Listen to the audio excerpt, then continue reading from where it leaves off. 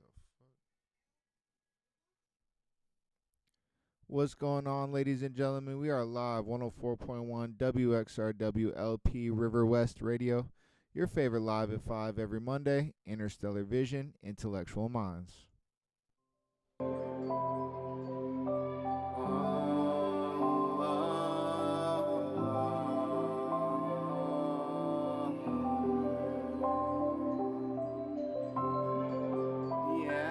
Interstellar Vision.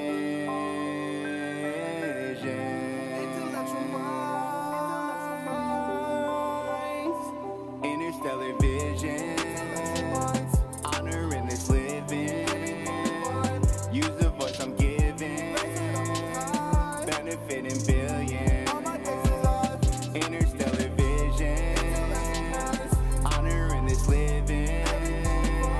Use the voice I'm giving. Benefiting billions. Don't know where I'm going, don't know who am I. Trying to get my praise, so I look up to the Most High. Saying that she love me, I know she wasting time. Trying to find my vision, looking in the sky. Don't know who I am, so I'm praying half the time. So I'm interstellar, I'm about a mind, space, time. Trying to continue to be the best that I can to the day that I die. Interstellar Vision. Honor in this living. Use the voice I'm giving. Benefiting billions. Interstellar Vision. Honor in this living. Use the voice I'm giving. Benefiting billions. Giving all the light that I have, cause that's what we need. You can tap into better halves that bleed. They come from souls of majesty. Erase all the pain and tragedy. I'm glad that you're here and you're next to me. I'm praying and repent for the wrongs I've seen. I gave every cent to my wildest dreams. I live for myself in reality. Interstellar Vision. Honor in this living. Use the voice I'm giving. Benefiting billions. Interstellar Vision. Honor in this living. Use the voice I'm giving. Benefiting billions. Interstellar vision. All my days alive. Interstellar vision. All my days alive. All my days are alive. All my days are alive.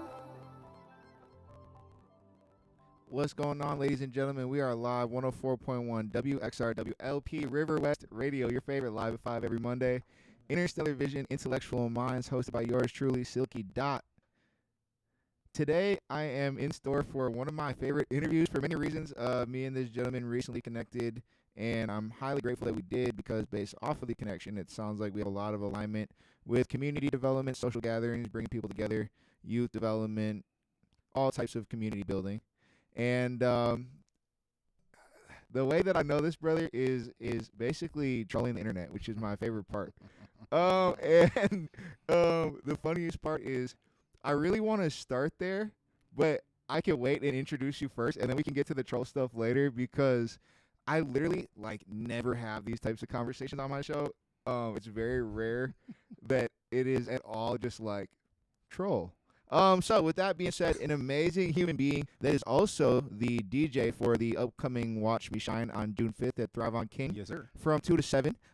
Travis Chambers. The one, the only. The one and the only in Milwaukee. In Milwaukee. Might I be- can't even say in Milwaukee. You gotta Facebook it. There's a couple of us out here. There's a couple. That's fair. I mean, but the one and only that is the owner of Uptown Society. Yes, the only one that owns Uptown Society. Absolutely. In collaboration with Rich. With Rich, my homie for 12 years now. Shout out to 13 the years homie now? Rich. Let's give Rich a quick shout out. What is one of the reasons, or two, that you trusted him to be a partner on this project? Oh, me and bro been up and down the road literally for like 12 years. Like I met him in a whole nother realm of life, and I called him one day and was like, hey, I'm gonna do this event. Do you want to help me? He just showed up and went above and beyond, and that was a character trait that I just couldn't, you know what I mean? And so we just built and built, and so like literally everything I've touched for the last 12 years, bro, been a part of. And so I would be remiss not to include him in probably the biggest undertaking I've had since we met. Okay, so let's talk about some. First off, can we move that to the other side, please? Just because no free advertising. Secondly, unless you want to. Secondly, it's like no, y'all gotta pay. We don't care if this is a small platform. It's going to blow one We day. need It's our going dollars. viral. Yeah, we need our dollars. This is a fair question to Yes, start sir. with. To showcase the undertakings. Again, I'm very excited to hear this part personally. I know that you've done a lot of good in this city that may or may not have been underappreciated and still may or may not be underappreciated, yet I am fully confident in the long-term success, recognition, and impact of your work. Tell us a bit about your community development work that you've done, and yes. It spans the gamut. So the one that most people are familiar with is Fresh Empire, which was about 8 years ago now. So in that time span, I ran a FDA-funded program to advocate for teenagers who are at risk of tobacco, used to live tobacco-free. And so we went into bars and clubs and we rented them out and we literally threw parties for teenagers. And within that event or within the party, we would advocate for the youth to learn about tobacco use, what tobacco use does, and then have peer-to-peer engagements about why they should not use tobacco. And in that process, we brought Lotto here, we brought Ayo and Teo here, we brought, what's the girl's names? The sisters. Sister. I'm drawing a blank on their name. T and Tamara. No, it was 3 of them. They were a group. I'm drawing a blank on it. Pop it. Destiny's Yeah. Child. Hey, left foot, right foot, hood, yeah. Anywho, but yeah, we brought a bunch of artists through. I brought Lotto here twice before she was Lotto. She was Miss Mulatto. And at the height of what we were doing, we had 600 kids there. And so that's probably the biggest, point to note. But man, we've done food drives for Feeding America. We've done like we make sandwiches for like homeless shelters or whatever. Like we've done that. But like you really go back and look at my history, man. Like from inception, regardless of what the internet shows, I've always been very rooted in making sure that I try and be present and supportive. Okay, so follow-up question. And this question is even more important. We got the flowers. We know the work has been done. Thank you for doing the community work. Thank you for giving youth a space to express themselves and learn about the benefits of being tobacco-free and helping bring community together to make sure that basic needs are met. And also doing it in a fun way. That may lead into my next question. My next question is, when it comes to community development with youth, Yeah. what leads to successful programming? My answer, right? I don't think there's any one right answer. I think there are definitely wrong answers though. First and foremost, so when we did Fresh Empire, right? The thing that was a blessing is that they came to me and they said, hey, listen, we need somebody to run the Milwaukee market. We don't know the Milwaukee market, so do what you need to do. Like we're not really here to tell you how to do it. We just need the market to be activated.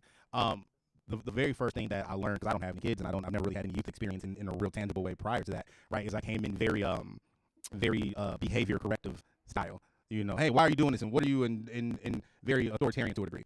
And then one day, I don't know if I was talking to Rich or whatever, but it dawned on me, and I'm like, I'm reprimanding these young adults for behavior that they've never been taught isn't the appropriate behavior, right? And so instead of going and being like, hey, why are you doing this? I would start showing them, being like, hey, this is why you shouldn't do this, or this is, the reaction or the whatever. And so when I shifted from the authoritarian perspective to a mentor perspective, that started to shift the entire, like everything, like in terms of engagement, in terms of alignment, in terms of the respect that I gave the kids and they gave me.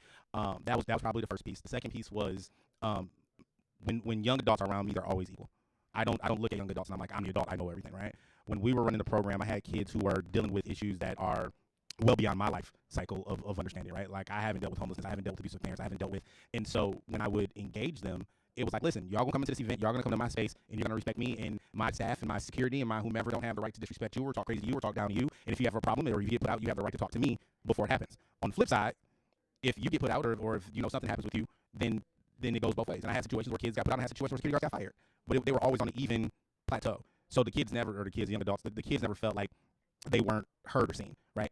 And so I think for me and my experience of success, because by the time we got done with that program, we had kids self-policing, we had young adults self-policing. Hey, Joseph and Travis was talking about fighting on Facebook. Who was Travis and Joseph? Hey, y'all come with me, let's have a conversation real quick. What's going on, big dog? Hey, somebody told me I was gonna come in here and mess the party up. What we doing? Oh no, big dog, we wouldn't do that too. We would never. So I don't know what they did when they left, but I know for the duration of the time that they were with me, whatever problem they had, they didn't act on it in my space because the respect was mutual, right? And so I feel like that's kind of like where we misfire a lot in dealing with young adults, is that we have a nonprofit that wants to do youth work, but then the flyer and the event feel like nonprofit spaces. They're not attractive. They're not authentic. They don't feel, there's no input from, right? Like, oh man, we do events every Saturday, but nobody ever comes. It's corny. Like, there's no other way to put it. Like, you have to have engagement or input from the community you're trying to serve. And most times what I see people in that space, and I apologize, I'm getting long-winded because this is where I live. Good. This is, my favorite time is when I have to ask no more follow-up questions and you are just letting your expertise flow. Is when you're trying to tell somebody what they need, but you're not asking them what they need. That's a problem for me, right? Like, oh, the young adults need clothes and they need books, and they just like, we just need a space to go congregate. So you're trying to solve a problem that they don't want solved, but you're not solving a problem that they do want solved. Like, how are you doing youth work but you don't have a youth board? How are you doing youth work but you don't have youth leadership? How are you doing youth work and there's nobody under the age of 25 present in this conversation? And so I think a lot of the time the intentionality as well, meaning, but at the same time you don't really want to dig in to the space. And I'll leave it at that. We go a little bit deeper and go left of that, but that's kind of where I feel the youth space around here misses a lot. Is that it's not authentic and it doesn't speak to the young adults. Would you like to go left before the first song break? I mean, we can a little bit because, you know, I got different opinions about different things, right? But when I was starting a program with Fresh Empire, I went to every youth program that I could find. And I won't name any, but I went to a lot of them. If you can think of it, I probably visited them or talked to them or reached out to them. A lot of them were non-responsive, which was fine. But the part that was a bother to me or problem for me was a lot of them said, okay, what's this program? Hey, it's funded through the FDA. We're paying kids, we're feeding kids, we're giving them a safe space. Like, this is a prime opportunity for young adults.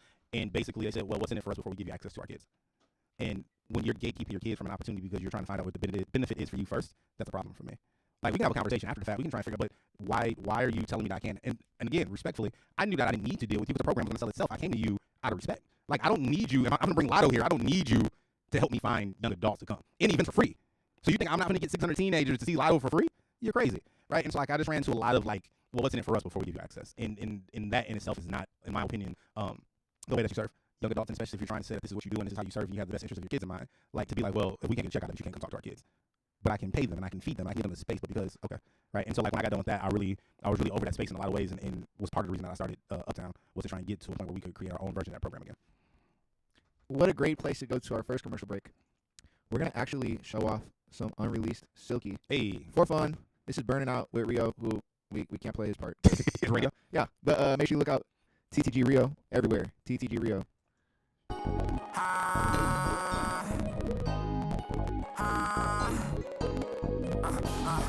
Yeah.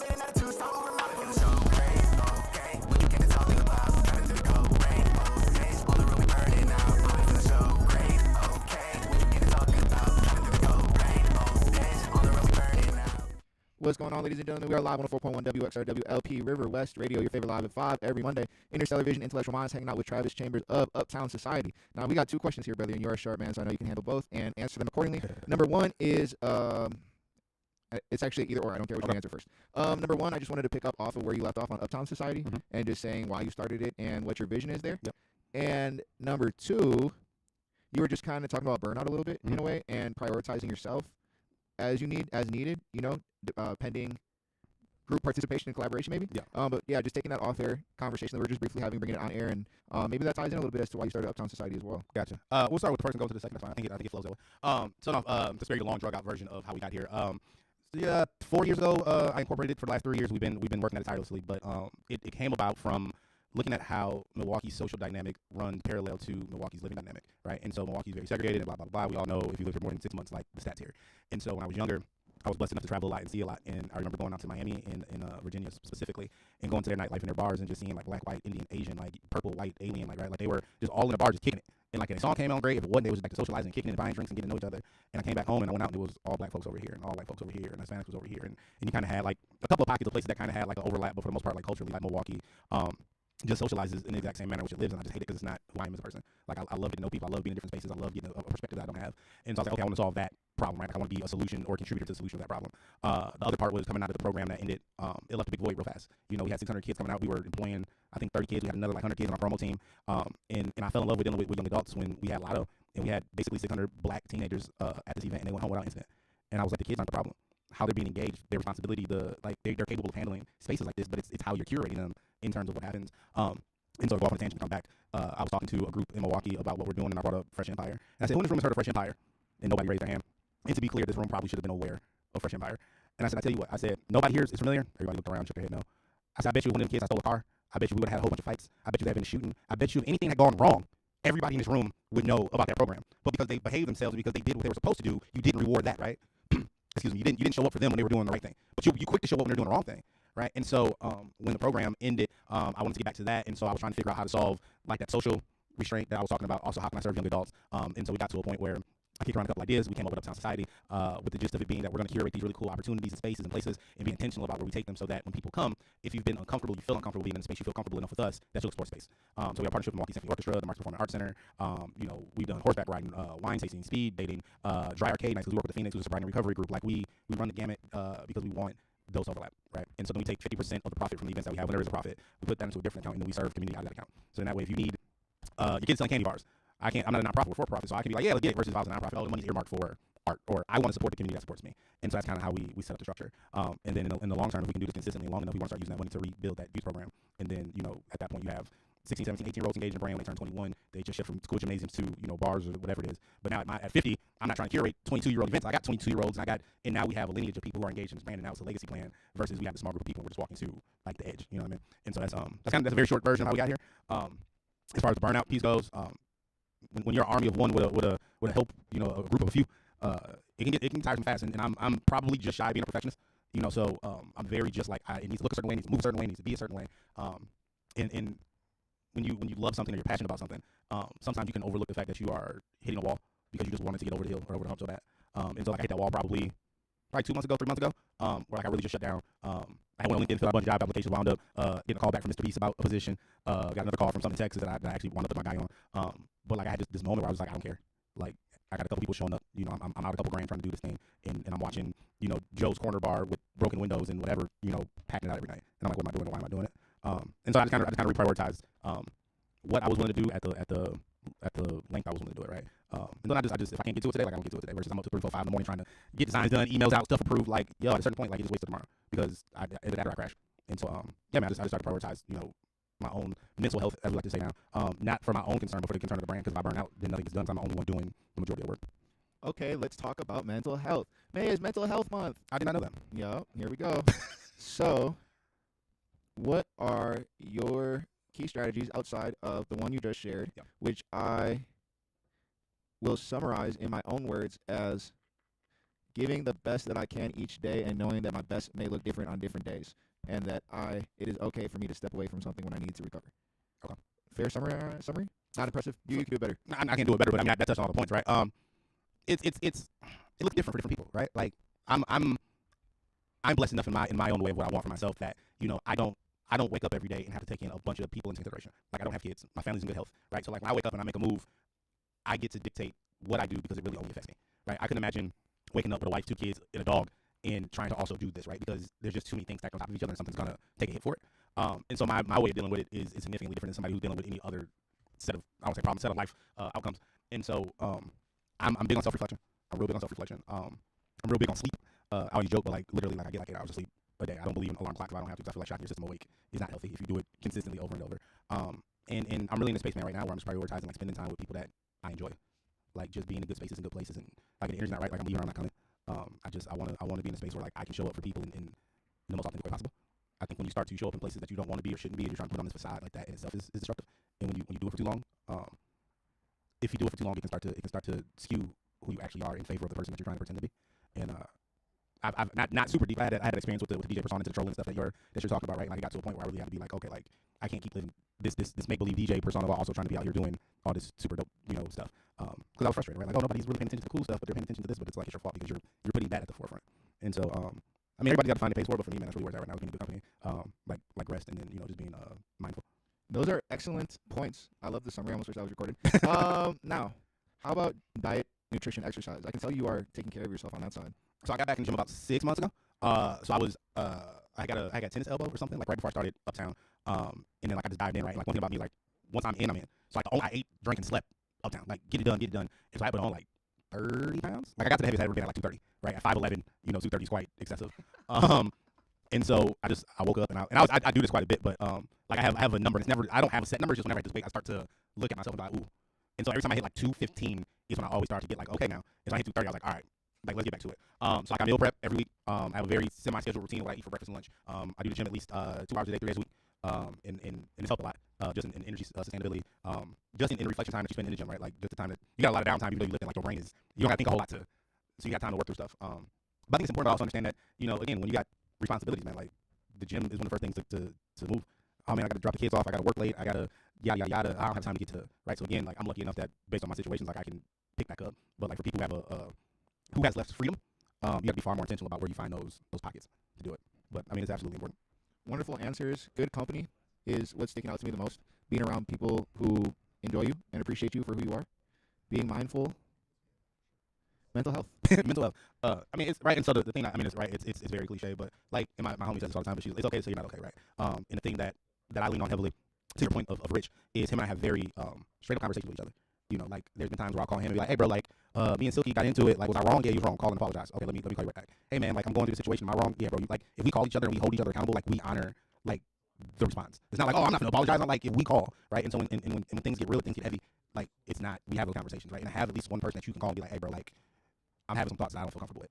Hey, man, like I'm really empty right now, right? And being able to have those conversations with somebody, whether it's your spouse, your best friend, your homie, like, but having one person that you can really call and there's no judgment, it's just, all right, what do we need to do? I need to come get you, we can go for a ride, we can have a drink, we need to talk through it. You know, having a big help with me and bro both have moments where we burn out. You know, like he's trying to help people, I'm trying to help people, we trying to help ourselves, we trying to help each other. You know, sometimes like it falls. And when you don't have anybody to talk to, you know, in a real way, it can be a lot heavier. Travis Chambers of the Uptown Society. Diversity is dope. Here on 104.1 WXRWLP River West Radio. Your favorite live at 5 every Monday. Interstellar Vision, Intellectual Minds. We've made it to song break number 2. All Silky unreleased today. Hey. This is mine. Mine.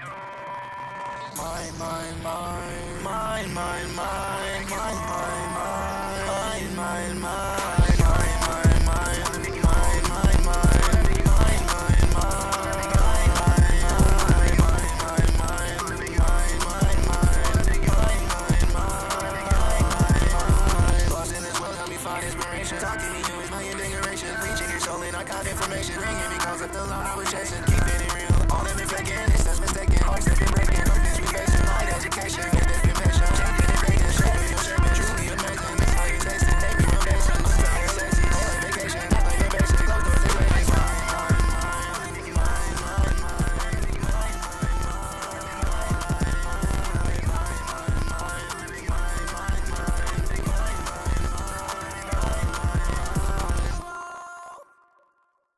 Ladies and gentlemen, what's going on? We are live on 4.1 WXRWLP River West Radio, your favorite live at 5 every Monday. Interstellar Vision, Intellectual Minds, hosted by yours truly, Silky Dot. Hanging out here with Travis Chambers of Uptown Society. Yes, sir. Yes, sir. Okay. Anyways, if you're on the live stream, you're just getting a view of me today because it's been something. I came here looking so good, too. You sound great. I'm questioning my mic sound right now. Can you hear me okay? Yeah, I hear you clear. You can hear me clear. Mm-hmm. That's great. I can't hear me clear, but I hear you clear. And oh, that's fair. Can I hear? I can hear me. So, yeah. Might be the headphones picked up. Yeah, I just gave him a chance just to see, and we'll accept it. Regardless. Hey, Cost, give us a call. You know what's awesome? Cost is a partner. I don't know if you noticed. I did not Watch me shine. See, we need to figure it out. Get your headphones in. Actually, Martin came here and got interviewed here and offered to hook him up. Shout out to Martin. I had a good conversation with Pup Official a while back. I like that dude a lot. I'm really hopeful for him to make the event. Like, oh my God, I hope Martin makes the event. That dude is awesome. Martin's dope. He's amazing. Yeah, Martin Moore. Cost, you got a good one. But yeah, it's that time. All right. It's that time to get them in here. With that being said, no complaints though. No, never. You know, we work what we got till we got more. Absolutely. I'm glad you brought that point up though. So here we go. DJ. Next step. We were talking about authenticity a little bit. That was like another part of your mental health points that you talked about. I love how you just talked about accountability, which I don't know. Accountability, you have to have a very strong mental health in order to have accountability. Correct. Now, that's that we're going to stop that point. Moving on, authenticity, which is something that you just talked about prior. The word came up. In my perspective, the most important virtue to reach, because authenticity is living your truth and know the truth and the truth will set you free. My favorite way of saying it is, in order to live in reality, you have to be real, and the first 4 letters of the word reality is the word real. How does somebody develop authenticity? Ooh, how does someone develop authenticity? That's a good question. I'll speak from me, right? Like I don't know if you can speak for everybody in that space because it's different. For me, it started with wanting people to understand that my word is all that I have, right? Like I've always had this saying that I made up years ago. I don't know where it came from, but I was like, I always want to live my life in a way that I could walk into a $2 million house, tell somebody I couldn't pay him for a month, and I could move in tomorrow, right? Like that's how good I want my work to be. And so for me, it just came from wanting to build a brand that wasn't I can't say what I want to say because we're on radio, but that wasn't BS, right? I've lived here my whole life. I've dealt with a lot of people. I've been in a lot of spaces, and a lot of people will say things to get where they need to be and then drop the ball once they get there, which is detrimental to everybody that comes after them, right? Like I never with Uptown, for example. I never want to leave a relationship or space, and I was the reason that the person after me can't do something because I've had that happen to me. Hey man, can I work here? Can I DJ here? Can I? We've already tried that. We've already done that. We already worked with somebody who didn't, but I'm not them. We don't care. And so like I never wanted to create an opportunity or have an opportunity where I did something that was a detriment to the person coming up behind me. And so over time, man, like I like sleeping at night. You know, like when I go to bed, when I wake up, like I don't go to bed and I'm like, oh man, like I did silky wrong, or oh man, I owe somebody some money, or oh man, like I go to bed, I don't have a worry in this world. I had this ongoing joke for a really long time, but I was like, you know, for as much mess as I may have talked, I said nobody would put their hands on me because I never lied. You don't fight somebody when they tell the truth, you fight somebody when they lie. I said, so you can be mad all day long that I told the truth, but you're not gonna do nothing about it because you and I both know that it's facts, right? And in the 20 years that I've been telling my truth, nobody's ever shown up to try to put hands on me because I've never lied about the situation. And so, you know, I think authenticity is more of a character trait at this point. Like, what is your true character and what is your intentionality in life? Are you here for yourself or are you here for others? I feel like if you're here for yourself, you don't care if you're here for others, then it's important because you need people to not only buy into it, but also understand that it's honest, and we live in a city where a lot of dishonest things happen. And so, it's a fight. It's a uphill battle. Now you just talked about being here for others, and our off-air conversation, one of them was about service. Yeah. So let's speak on your realization of the purpose of service. So I went to, it's a long story, but the short version is I went back to Marquette as an adult learner and got a degree in communications and one in organizational leadership. And obviously, as most people probably know, Marquette is a Jesuit school, so they lean heavily into service and things of that nature. And so I remember two things specifically, which were unrelated to education in my time at Marquette that became a cornerstone of where I went after. The first was from my stats teacher, professor, whatever. And I remember her going to the board and she drew a rough sketch of like a beach. And she put a bunch of dots and she said, this is sand and that's the water. And she said, the most that we can hope for in this world is that we are a piece of grain on the beach, right? Like, life was before us, life will be after us. We're simply a very small dot in a very big space. And so how you want to be, or how you contribute, is that you become part of this bigger thing. And I was like, that's for me, that was a really dope way to kind of like visualize like the purpose of what we're doing, right? It's like you matter, but you don't matter. And so the other was, I can't remember what she taught at this point, but we were talking, and she was talking to me one day, and she was like, you know, she was like, you don't understand what you possess. And I was like, I don't know what like you mean. She was like, you have a skill set that you need to lean into. And then like the next semester, I got an award from Marquette for something she had nominated me, but it was like a service leadership award or something. And that was the first time I had really started to take in the concept of service and service to others as a real concept. And so as I was telling you earlier, I was driving down the street one day and I was just thinking through a bunch of stuff, and I was like, you know what, my purpose on this earth is solely to be in service to other people. And once I came to that realization and came to accept that, and again, right, and to what degree, right, like I'm in service to people and I don't want anything in return. Like I'm not in service to others so I can get things in return. Like I'm literally showing up to help people where I can help in my abilities to do so. It cleared up a lot for me. Like in terms of how to go forward, what I was doing, letting go of the DJ thing as a full-time pursuit, it just really cleared up a lot. And so, you know, I've always been that person. I just didn't lean into it. It was just something that I did. I didn't really understand like it was purpose. It was like I like helping people. I like, you know, but coming out of Marquette and really having a little bit more refinement to it. I was like, oh, got it. And since then, man, like Uptown Society and like all the things I do privately, and like it's all that. Let's talk about going back to college as a quote-unquote adult learner. Yeah. And really, the concept that I'm going here is it's never too late to start something new. You're never too old to learn something new. You can learn something in different spaces. What's the saying? You can't teach an old dog new tricks. that's a lot. So I've never been good academically going into college, right? The things I know now that I didn't understand then is that college was just too slow for me. Like it wasn't that the information wasn't retainable. It just wasn't, I'm hands-on, I need to move, I need to do. Like I don't need to stick my nose in the book for hours on end. And so when you're, you know, 13, 14, 15, like you do what you're told. And so, you know, I think my worst academic GPA, I had like a 1.8 in middle school. I got a 3.0 once. That's because it was court mandated because I got in trouble for stealing from Best Buy. And the judge said, I'll expunge your record, you get 3.0 and do community service. And I literally got a 3.00000, not a point higher or lower. And my mom was super mad. She's like, you can't do it, you just don't want to do it. And so when I came out of high school, I didn't want to go to college. My mom is an avid educator in all things education. Went to UWM, with all due respect to UWM, I absolutely hated it. Whatever. Left there, went to MA. I do a lot of work with MA now, but at the time, MA was just not the right fit for me academically. And so I went out to the world and I managed some bars and did some things and traveled. And you know, one day I was being intentionally still, and I said, I think I'm ready to go back to school. And I looked at some programs, looked at some things, and the program that Marquette had was night school, it was hybrid, it was all the things that I needed to potentially be successful. And so I enrolled, and that was the first time I had full autonomy with my educational path, and it's the best I've ever done in education. I graduated Marquette like 3.7, 3.8. And in that moment, I was like, it's not that I'm incapable, it's that I need to have control over it, right? Like, you gotta wake up at 6:45 and go to school, and like once I got to pick what was best for me, like I excelled. And so yes, it's never too late to do anything, but also making sure that you set your own self up for success, right? Like I think a lot of people are like, I want to go back to school and just assume that traditional is the way that you gotta go pick up 12 credits and you gotta go like find the situation that best suits you. I know how to do a lot of stuff because I'm impatient. You know, I know how to do graphic design work to a degree because I got tired of waiting on my graphic designer taking 48 and 72 hours to turn around. I know like I've learned a lot just out of self-reliance. And so, you know, the library is free, man. The internet is free. YouTube University is free. So whether you want to get it formally or informally, like it's not hard. You just have to make sure you create a system that works for you. We are going to take our last song break. Is it Silky? Yeah. Unreleased? Yeah. I like it. Yeah, just today. Special. I think Pierre just heard some of my old music because he was asking about my hair getting done. And then I showed him my older music from 2021 when I was traveling the East Coast. Yeah. And what my hair looked like at that time and just what it looks like when it's completely free. And he's like, you should play your old music. And I will at some point. However, a piece of me inside of me today wanted to play my new music anyways on the way here. And it just kind of inspired me of like, play a different song. You know, I play a lot of other people's music very often, all the time, particularly my favorites. You know what? You guys aren't getting Silky. You're getting Jessie Garwood, okay? Call it audible mid-play. Mid-play. I love Jessie Garwood. I just met her a couple months ago at Uptowner. Had her here on this show. Went to her first ever Jessie Garwood Club show at the Uptowner. Then after that with Pierre at the end of March. And now Jessie's involved in it. She's from Burlington, Wisconsin. Okay. I just got a contract this year. This is my 4th year in a row, but now in a bigger way, where I had performed for 3 years in a row at the Burlington Coalition for Dismantling Racism Juneteenth. Oh, it's a lot of words, but I feel it. Burlington Coalition, yes, BCDR. There you go. The Coalition for Dismantling Racism in Burlington, which is quite a task based off of what I've learned. I would assume so. I love you, Burlington. And Jessie's from Burlington, and so now she's gonna be performing there this year. And the main project that we have is called the Anthem. And this anthem that I'm open for contracts for is coming into youth organizations or nonprofits and helping develop a theme song with their youth participants, and then running a performance and turning that also into, it all depends on the framework, but songwriting, studio recording, music video, performance, licensing. Gotcha. So they're basically getting set up to be artists. Yeah, full circle. They got touch point for every piece of the project. For the puzzle, my project. And in Burlington, it's unique because we're having to recruit the youth because it's not necessarily a youth program. Okay. So we're recruiting youth in Burlington to participate in an advocacy song to dismantle racism. Gotcha. And celebrate equity and honoring the past and the joy of freedom. Gotcha. Juneteenth, Saturday. Speaking of events, hey, ladies and gentlemen, make sure that you get your tickets for the 3rd annual River West Radio Sunset Boat Gala happening this year, May 30th. Tickets online. The boat gala is worth every cent of the ticket. You get to ride on the Milwaukee River, go into Lake Michigan, watch the bridge open up for you and all the angry people that can't go across the bridge right now because your boat is going under it. Delicious food, raffle prizes, karaoke, music, party, drinks, lit, food. Yes, good times. All the things. Creatives. Here we go. Jesse's actually playing tonight at Cactus Club. Okay, I've never been to Cactus Club. Oh, it's a must attend. I hope you're available this evening. I don't know where to go. There's invaders in my home, replacing all my furniture with broken plastic bones.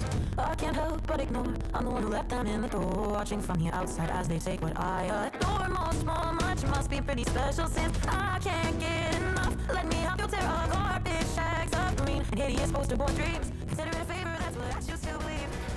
As they told me I was different, I was fantasizing, spending time romanticizing, people pleasing, psychic reading qualities of who I choose to be. All in preparation of defeat, bandaging a wound that's yet to bleed. 'Cause I know the blood that's to clean.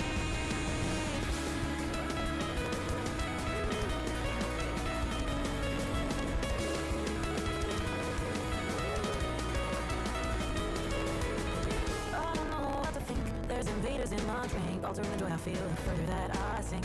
Drowning from the inside out, I think I just figured out poetry and how it reinvents the wheels spin, hun. We're just having fun, it's so childish, young, dumb, and numbing all at once. My loaded gun and hands of bottled rum are just a trope, meant to trap you into letting go. As they told me I was different, I was fantasizing, spending time romanticizing, people pleasing, psychic reading qualities of who I choose to be. All in preparation of defeat, gonna be a wound that's yet to bleed. 'Cause I know the blood's supposed to clean.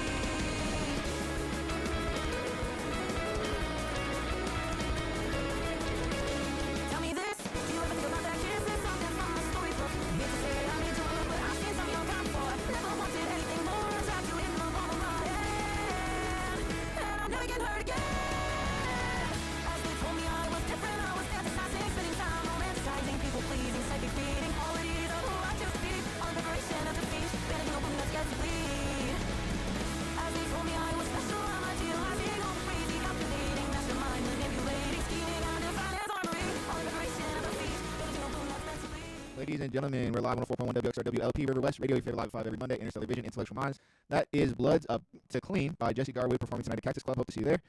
With that in mind, I have 2 last final questions. One is lighter. Okay. If people want to stay up to date with Travis Chambers and or Uptown Society, what's the best way to do so? At Uptown MKE on all social platforms, but mainly Facebook and Instagram, or go to our website, theuptownsociety.com, sign up for our newsletter. Sign up for that newsletter. With that in mind, brother, my favorite last question to ask. If today is your last day on Earth and you are guaranteed not to wake up tomorrow, and you are given a stone tablet that accepts talk to text, so when you talk to it, it gets engraved into the stone, and after you pass away, the entire world sees a hologram of your stone tablet and what you engraved into it, and your responsibility is to engrave your suggestions for how to live the most righteous, fullest potential, heavenly, beautiful, amazing, spectacular life possible on Earth. What are those 2 suggestions that you are engraving for all of humanity to know for the rest of history? So I created the same for myself about 2 years ago, so it's kind of a cheat, but it's 3. It's be good, be great, be joy. Be good, be great, Be joy. be joy. I'll accept good and great as 1. Okay. So there's your 2. There we go.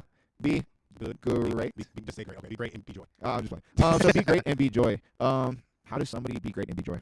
Again, authenticity, like living in the space that makes you happy. I think we're at a point where a lot of people are trying to make everybody else happy, right? And rightfully so if you're a parent or you have an alien family member, right? But I know a lot of people, myself included, at times where like you just show up way more for other people than you show up for yourself, and then you get to the end of it and you're like, oh, like who am I? What am I doing? What do I like? Where do I go? You know, a lot of people feel like they're obligated to things, and they put their own desires on the back burner. That's something I've always tried to not do. My own personal like brain, I look at, right, like when you graduate high school, all your you and your classmates are even. Is how I look at it, right? Like it's different life situations, but we're all graduating at the same time. We're all lost to the race. And when I look at, and not in a bad way, but like when I look at people around me and where their life has gone.